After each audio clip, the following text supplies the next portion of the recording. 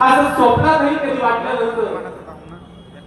दादांसंदर्भात जर बोलायचं जर झालं तर दादांबरोबर प्रत्यक्ष कधी काही संवाद आला नाही.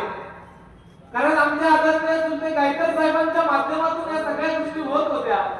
पण जेव्हा मोगरज गावामध्ये दादा जेव्हा आले आणि आदरणीय साहेबांनी एक विनंती केली का माझ्या परिसरामध्ये असणारे जे काही शेतकरी बांधव आहे ते आजही त्या ठिकाणी हातामध्ये फावडं आणि दुसऱ्याच्या शेतामध्ये रोगाने जातात.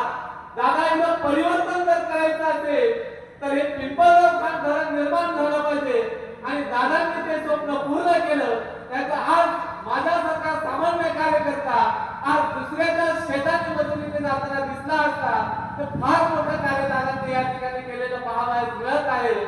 दादांनी त्यांच्या जीवनामध्ये त्यांच्याविषयी बोलण्याची आमची उंचीही नाही, कारण दादांचं कर्तृत्व इतकं मोठं होतं का माझ्यासारख्या अत्यंत सामान्य आणि छोट्या मुलांनी काय बोलावं त्यांच्याविषयी.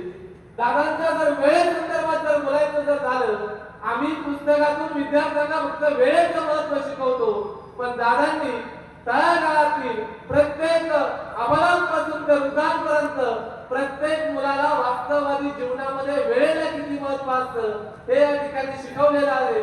असे दादा निश्चितपणे गेल्यानंतर प्रत्येकाच्या मनामध्ये एक दुःखाची भावना आपल्याला पाहावयास मिळालेली आहे. आज दादा तुम्ही नाही, परंतु तुमची मोकळी कधीच त्या ठिकाणी भरून निघणार नाही. कारण इतिहास घडवणारी माणसं कधी इतिहास लिहित नसतात आणि इतिहास लिहिणारी माणसं कधी इतिहास घडवत नसतात.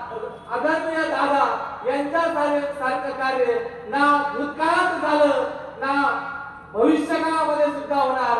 दादा तुम्ही निश्चितपणे प्रत्येक तरुणाच्या मनातील एक मिसाईल मॅन होता.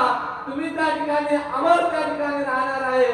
आदरणीय दादांना मी माझ्या मोगरज गावाच्या वतीने भावपूर्ण या ठिकाणी श्रद्धांजली अर्पण करतो आणि या ठिकाणी थांबतो.